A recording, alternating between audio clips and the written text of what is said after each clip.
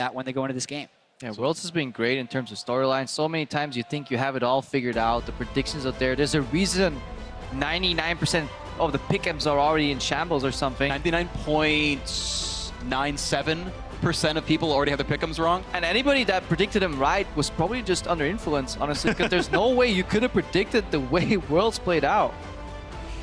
We're going to continue to have interesting surprises here as we get ourselves into the pick and ban phase. TSM removing some of the champions that Splyce are known for or have shown and demonstrated very large skill on, with the Cassidon and the Jace gone. Yeah, getting rid of Sencook's 1-3-1, getting rid of the Jace that was dominant in the lane last game. Splyce heavily targeting Svenskaren's early game invading junglers.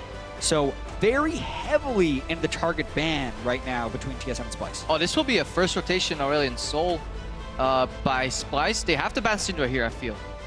So they have to ban Syndra against Bjergsen, because I don't think they actually have a reply ready. And then you could see maybe an Aurelion Sol first pick for TSM as well, because this pick will go through, and it's Splyce's favorite champion I feel to play in the mid lane, because it allows Senkooks to help in a different way, just push in and roll.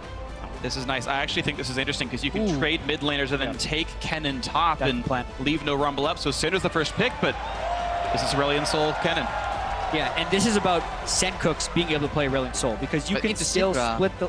That's the thing that would happen when a lot of these teams are playing scrims, is they think that Aurelion Sol is the pick to neutralize against Syndra because of the early lane shove, and the item path you go on it, you would go Spectre's Cal into Catalyst and pretty much just tank and shove, but they can wait for later for that, and they're getting their power picks now. Exactly, because with this Syndra locked in early, it's not like there's going to be an Aurelion Sol support come out.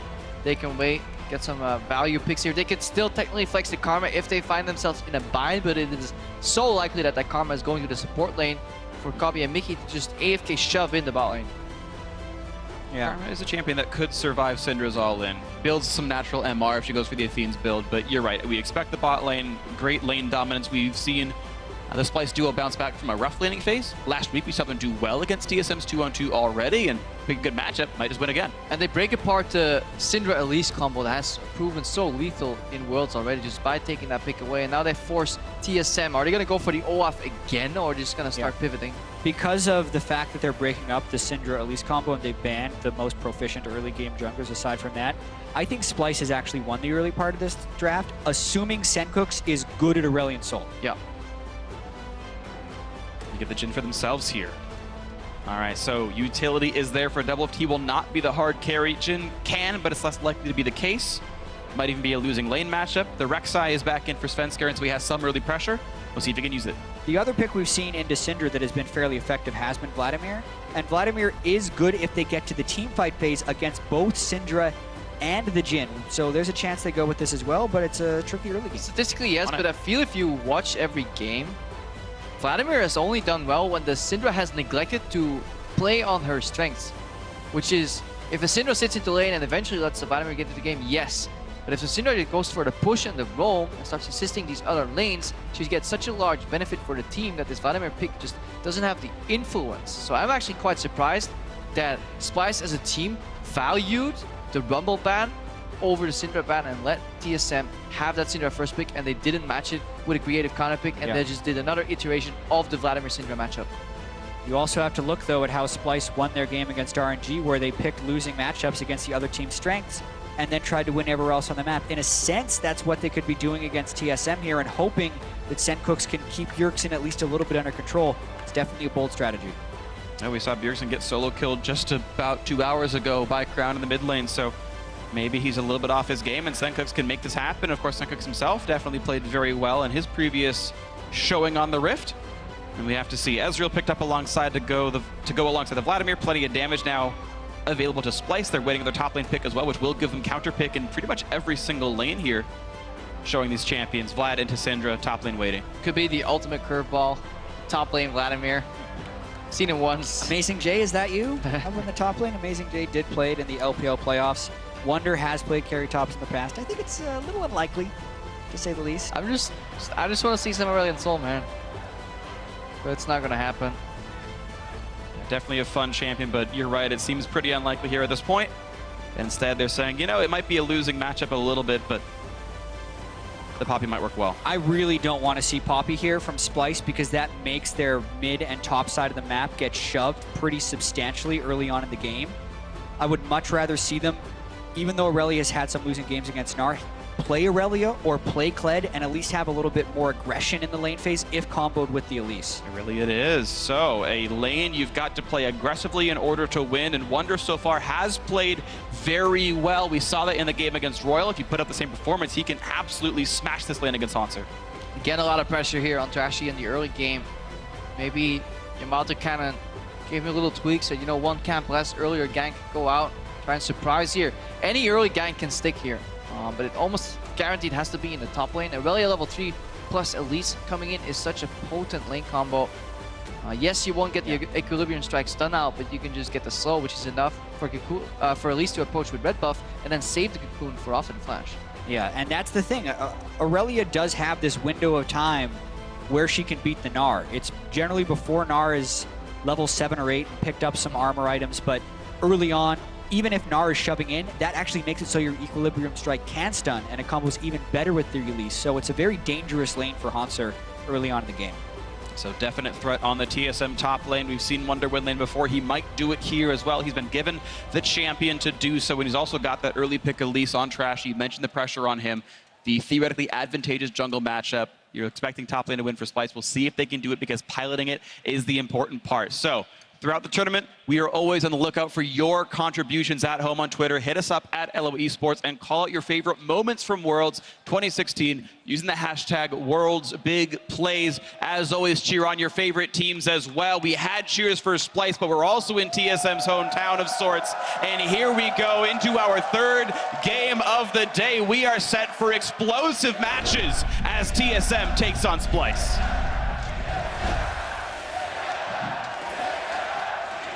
And it is so important that TSM succeed for their organization. They failed to make it outside of group stage last year.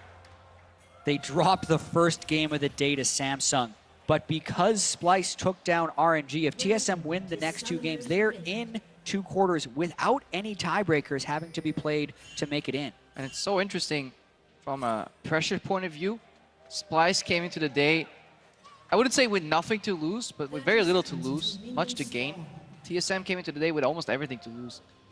Running up to Worlds, they were honestly maybe the 4th rated team in terms of even title favorites, because you had the likes of SKT, Rocks Tigers, EDG then, but then it was a steep drop-off and nobody really knew who's next in line there. TSM looked so fantastic. Nice. But if they want to live up to that expectation, they need to perform in this match. And they've been very clear with their expectations for themselves. Anything less than top 4 at Worlds would be considered a failure. But they're in a place now where they are 2 wins and 2 losses, and they must perform. So a lot of threat on this game. Teams trying to figure out how they're going to pivot at the very beginning of this one. You're looking at TSM considering whether or not they want to start on the Krugs down here, and with the early Trinket Ward kill, it looks like Splyce will be 2 gun shy to face check into them. Yeah, I wonder if... will be extra XP. Yeah, sorry for interrupting. I wonder if Splyce going for the little freeze here. Yeah, Mickey X in the bot lane. You see him move out of the brush here. So they're just going to deny a couple of melee creeps here, hoping that by the time Doublelift and Bifrost are finished, they lose a creep here. It's going to be close. Yeah, at least 1. And then they can walk up and zone here because they're playing melee into double range. Now, let's see how well their zone game is. And if Kabi last hits well enough, like slowly enough, he can keep the wave far away, but already they push Mickey out. Basically what it does is it prevents Doublelift from leveling up on that creep that he just killed, which means he actually gets zoned a little more. They wait until the next wave settles in, and it makes it very manageable. In addition to the fact that Bifrost already used 1 potion. Nice dodge. And he ate like 2 Qs. So right now, Splyce, they're playing the sustain game. In raw terms of experience, yes, they're slightly behind, but they have the lane control, they have the push, and they have the sustain. And now if we match it by levels, the next time TSM would be able to bounce back in this lane is around level 3 if a Rek'Sai were to approach in the gank. So the early lane definitely going to Splyce. We'll see how much more they can get then with this one. The lane is going to start to push into the turret. Hanser in the trade. Wunder gets the stun. Dodges away from the clock tower. Nicely done.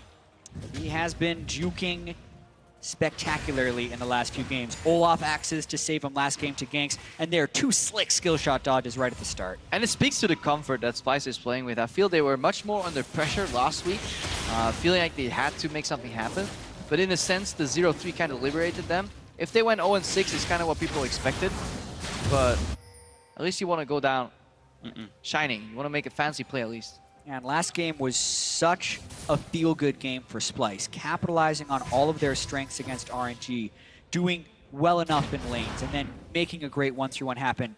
Now it's about, can they extend it and actually make some noise in this group? Good ward. They see Trashy. Hauntzer doesn't give it away too badly, actually. Not rushing back. He's going to let Trashy waste some time. Super recent ward here, so that's a bit of an error in communication. Wunder should be able to track the movement of a Gnar to the point where the ward is a very likely place. Trashy wasting quite some time here. Let's see if Svensson can use it to his advantage. And maybe out-tempo.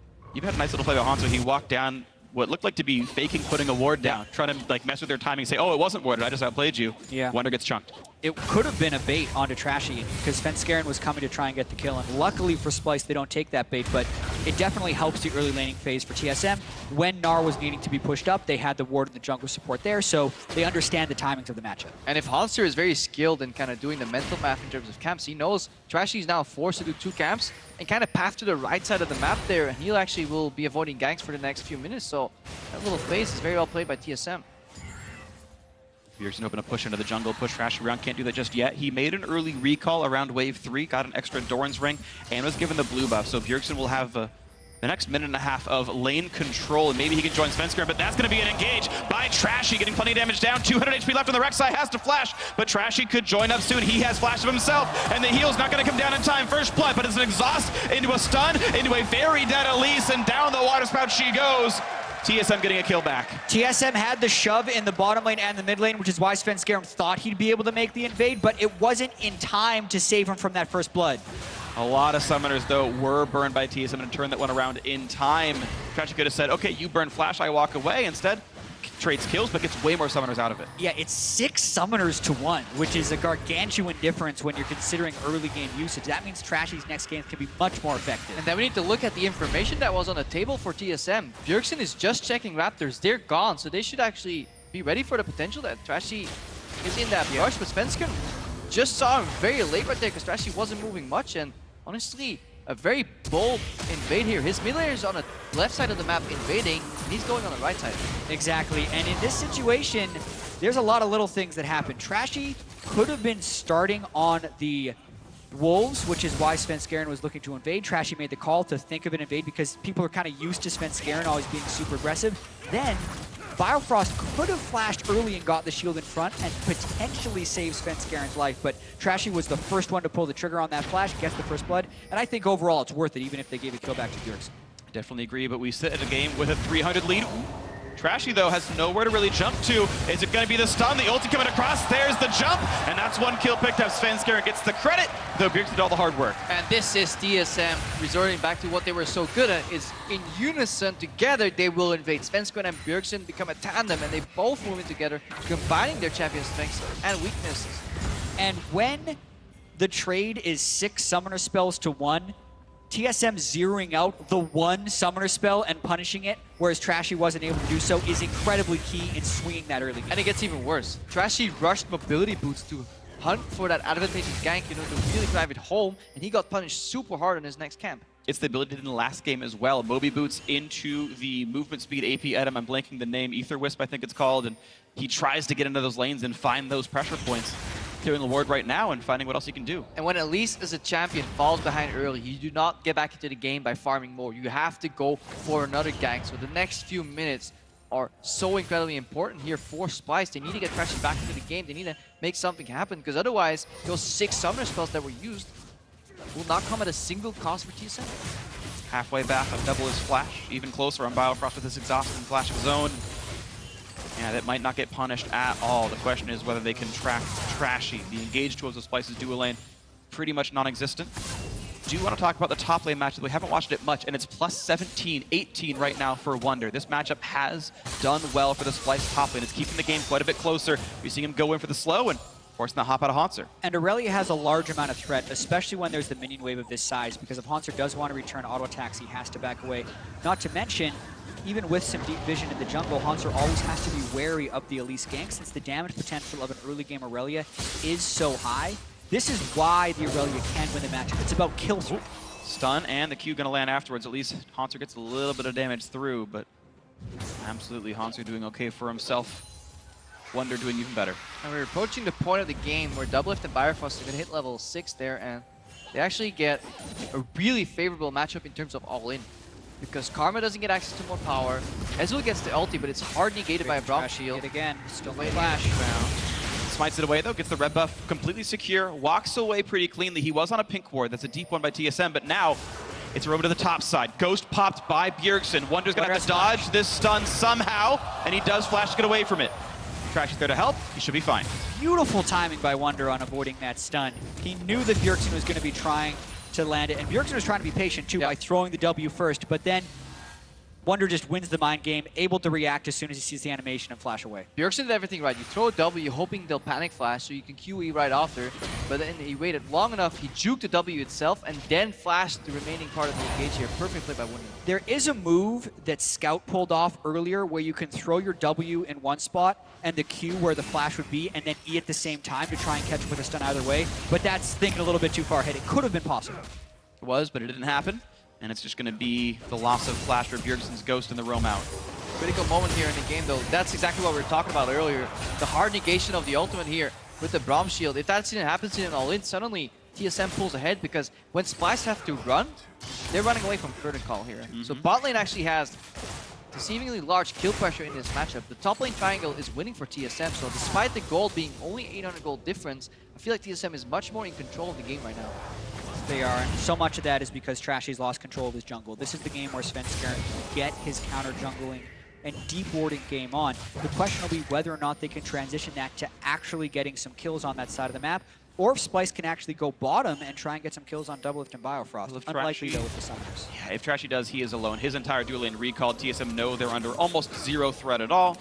Bifrost kills the ward amidst the recall from the Shady carry, and they're going to be fine. But yeah, talking about Trashy losing his jungle, that is largely Bjergsen winning his lane, getting the shove advantage. I think TSM is about to roam up top again. They got the push because Splyce went to bot, which means TSM get the push mid, which means they can move into the enemy jungle and roam top. Don't flash on Wonder. Exactly. He's flashless. This ward is still up. They are able to track most of what Trash's movements would be. Taking R for about another 5 seconds. I don't think the time is going to quite work out for them. He's going to get the stun actually in time, just barely. Now time for the knockup into the stun, into the unleashed power, not even needed. And a very clean tower dive by TSM. The last fraction of a second that Hanser could get the Mega Gnar, he cast it, immediately hops back to Mini Gnar, and it was so clean because Svenskeren and Bjergsen didn't take a single hit of damage, which means they can immediately go back to their lanes and not lose the pressure you'd expect when there's a double roam into a turret dive. They can even pressure Trashy out of his own jungle and take away his Raptor camp, the big part of it. So more grabbed by the TSM duo here. And there's no reaction of the same sort for Splyce. The Elites and Vladimir are not in a position to roam bot. Even if they would make it there, it's so hard to dive that particular matchup itself. So TSM really leaning on their strengths, and again, this brings us back to Champion Select. Was it worth handing over Syndra over to TSM? And it's looking like TSM is making them pay for it. The critical difference, I feel like, when Splyce gives the other teams strong lanes where they could potentially be weak versus this one, is against RNG, Mata and Uzi weren't going to roam around on Karma and Caitlyn and affect the rest of the map. But when Bjergsen is on Syndra and he's able to affect the other lanes, the problem isn't isolated to a specific part and it spreads to the rest of the game. Yeah, I mean, you saw it before, knock into the wall, chain succeed. Even if Hanser doesn't get that knock off, it's still going to be at least a 1-for-1. That's just a really solid play for TSM with such a low risk of failure. Absolutely agree. The matchups that TSM have gotten the early game jungle, the winning lane matchup, Svenskeren and Bjergsen can walk top lane whenever they deign, whenever they want to. They're up there and they can start punishing Wonder. You can see, because of the influx of gold, Hanser having a better time trading back and forth. Kabi has to arcane shift that. Well played by him. Bifrost will get rid of that pink ward, gets replaced. And again, Bjergsen roaming with Svenskeren. And Sencooks is just sitting in the mid lane right now. They open up and are looking to at least burn summoners, hopefully getting kills. Mickey is alone under his turret. Here comes the dynamic duo looking for it. Mickey gonna get hit up. Couple more snipes to go, and that's gonna be a kill to Doublelift. Gold flowing into every lane now. 3 of TSM's members have kills. It could be a race for the first turret here, though, as TSM might want to get the bottom, as Splyce is now going for Hanser. Looking for the big play on the Hanser, but Trashy can't get a range for the stun. They abandoned the race because there was only 4 creeps left, and that's not enough with 2 members to get that turret. And even if Trashy goes into spider form to get spiders up, that means Hanser could technically approach here. I don't know, it's still looking pretty risky. Top's getting lower and lower, and I think it's actually a fairly close race. You're seeing the Spiderlings were up for part of it. The base race cam to see who can get it first. Splyce gets it by just a few seconds. That's actually a pretty crucial influx of gold. That actually means that it was a very risky play to actually go for the zone on. Also, there's Splyce looking for more than just a race. And part of it was that Bjergsen also walked back to mid lane, right? Like, every way they sort of pushed in the resources, TSM just ended up being 2 seconds slow. Ooh, nice steal. An early smite for Svenskr means Kabi gets it with a Mystic Shot. Yeah, you take the 90 gold from the Gourp and the 400 gold from the first turret. That's actually 1,000 gold difference that TSM could be ahead of if a few things go differently. So very critical that Splyce can stay in the game with those small margins, as they were very close to being completely snowballed on, and now they still actually have a bit more of a chance. And no immediate power on the Dragon. It comes later on turret sieges and maybe objective contestation, but right now there's no Elemental Drake here that gives you immediate bonuses to Splyce. They have a few windows to get back in. Here comes the roam. They want Bjergsen. He has to flash the Cocoon. Saw it coming, and Trashy, good job getting rid of that Summoner spell. The repeat gank the next 4 minutes could be very good. Yeah, it does hurt Trash that he had to burn his flash on the way out, because now he can't necessarily flash Cocoon to get a guaranteed kill onto Bjergsen, but still a valuable roam by Splyce. See if they can get it. Roams weren't built in just a day. Sometimes you got to take a bit longer to make them happen. Sencooks around the wall, suddenly surrounded. Stun's gonna land. That's the cue for Biofrost. They've got all the CC they need. Bio steals the kill. Didn't need to. Unlucky there. But it is a nice pickoff. Yeah, they chain CC'd him. I think the reason everyone on TSM was hitting him so hard is because it was the Syndra stun into the Braum stun, and they were worried he was gonna pool flash away. But Sencooks never flashes or pools early, and he pays the price. Right now, Krepo's checking to see if he had people walk through Fog of War, and he actually saw plenty of people just waited way too long. Yeah. He saw the play. He saw the support come from one side, so he thought it was fine, but then they came around the mid lane wall. That really can't afford to happen. Bjergsen playing with no flash so far. Oh, nice repel. Trashy jukes it away. Gets the trade kill back in. Nicely done. Splyce trying to claw back to this game, but it is a 2,000 gold deficit. Now Wonder in the top lane does have flash. Will he be forced to use it? Yes, he's going to finally jump over that small part of the wall. I was hoping he wasn't going to get chain slowed, but he was. Haunter has the Frozen Mallet. Wonder was definitely extended too far, but Bjergsen was also extended too far. He had wards on the right side. He was too close to the left when pushing up there, and he gets Cocoon from the Fog of War. And this is the way Splyce deal with problems. One big Bjergsen that pushes in. Well, we're going to put 3 members against him, put the Vladimir on a side lane. This is against Splyce opting for the 1v1 very early in the game here. Good Cocoon, and just as you mentioned earlier, he dodges most of the damage with the repel while still going forward for the kill here. 3-man squad. Very tough to deal with a single Syndra, though. Yeah, it's actually Mickey that landed the slow on Fog, and TSM really trying to get something. Trashy no flash. Slow 1, slow 2, slow 3. 4 shots going to land on a Trashy, but now will he survive the encounter? A big knockup comes out of Biofrost, and that should be enough to knock down the Elite, but Repel's going to buy a few more seconds, and the re-snipe comes through, but it's too early. And here's the re-engage on the backside. They've picked off Double Lift. It's now a 4v4, and Hemoplague is on. Sencooks is poised to do so much damage here with help from Wonder. They've already picked up another. That's 2-1 in favor of Splyce. 2-2, actually. They did pick off Mickey. That's still exactly the type of fight that Splyce would want. It's messy, it's protracted, and then Sencooks can go in the back, get onto Jhin, and get a kill. Messy, but also very calculated because they peel away the Vladimir from one lane. He is not running teleport. He didn't even ghost into that fight. And as he peeled in, they teleport from the other lane. So while they were super spread out on the map, 1-3-1, they suddenly collapsed as a 5-man unit and surprised TSM.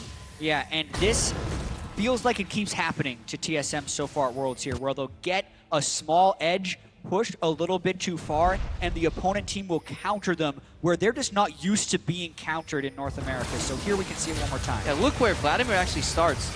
He starts in the bot lane, moves over, there's a teleport. Let's see where it actually comes out. There's some wards behind, so the shallow wards into the enemy jungle here. Double completely surprised, moving away from Sencooks, but then suddenly, as he casts a W, Wonder comes out, and if you give an Aurelia access to a low mobility carry in the background, you can almost solo it. Yep. There was no teleport on Haunter's Gnar. If Double Lift is going to approach, they would need to have knowledge of that ward, so to speak, but it just completely surprised them. And that's props to Splyce for, despite being behind in this game, a good 2,000 gold, and even more than this at this point. They got that deep ward that allowed that teleport to happen, not letting up in the game and losing all their vision control. And by putting 3 mid, they're actually challenging Bjergsen at least a little bit on the roaming. If he wants to go to a side lane, he's only finding one isolated target. They can usually back off. The TSM are still aggressively contesting in the jungle, though. a blue buff steal, nicely played. And this is the thing, is if you're the team with the gold lead, you're just supposed to win any given 5-on-5 or 2-on-2 or 3-on-3. And so TSM pushing their weight around to the right places where they are going to match up well enough and get those advantages and continue to push forward. Yeah, if TSM can get their hands on a Rift Herald in the next 2 minutes, it would be really important because it would mean side lane priority, but they seem very much so dragged towards the bottom side of the map. Really challenging Vladimir, who has to get up close to the mini wave if he wants to clear it. 4v2 here. Let's see what they can get. Senkux juking back and forth, hoping to clear some minions under this turret, but the wave clear not honestly amazing from Splyce. TSM have a pretty good amount of siege. The minions are back in. You can see if melee minions are allowed to hit a turret, that means your wave clear is bad. And that is the case with this team comp. Right, but even with that, they only get a couple of shots on the turret. Jhin at this point in the game, not the greatest at killing turrets. They don't want to overextend too much in fear of maybe throwing the game away. That has to be in the back of their mind after so many fights go wrong. At this point, though, they have a whole bunch of wards in the jungle of Splyce, the blue buff, and they're probably going for Ocean Drake in about 40 seconds. Yeah, Triforce with some lifesteal here on Wunder. He's always leaving himself exit creeps.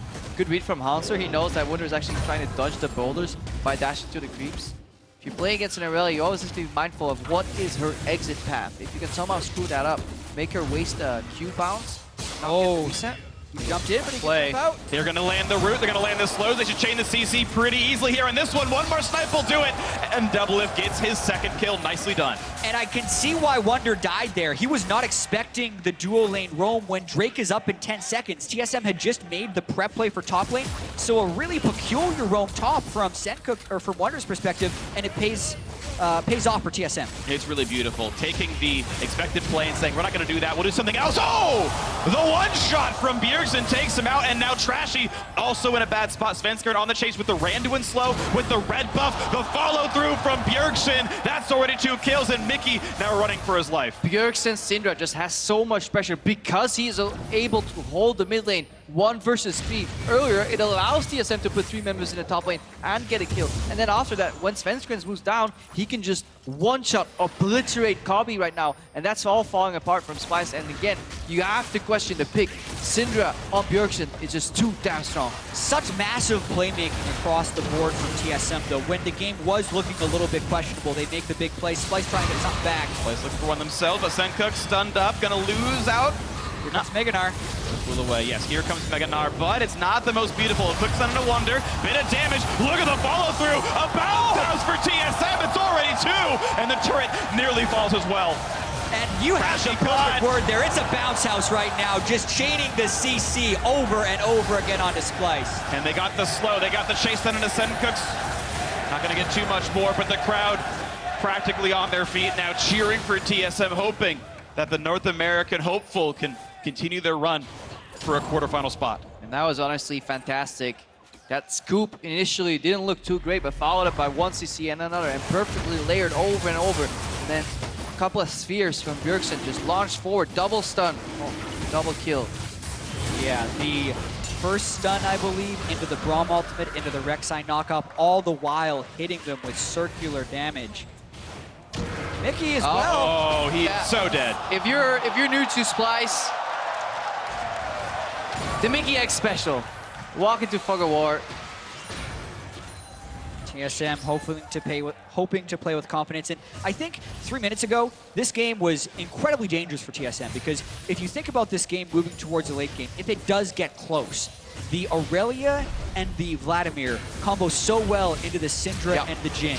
But this play right here, he gets the priority target that he needs to, and this is after TSM had already picked up the Aurelia in the top lane. But this is with Mickey X walking around in range with exhaust available. You should never let your AD carry die if you're playing 3v1 and you have exhaust, because if Bjergsen doesn't get that kill, suddenly Kobbe can finish him off on the back of that plane, because Syndra has cooldowns. And this is an I think I can mentality from Splyce. They don't want to give up the turret despite having 2 people respawning on the map. Wunder goes a little bit in.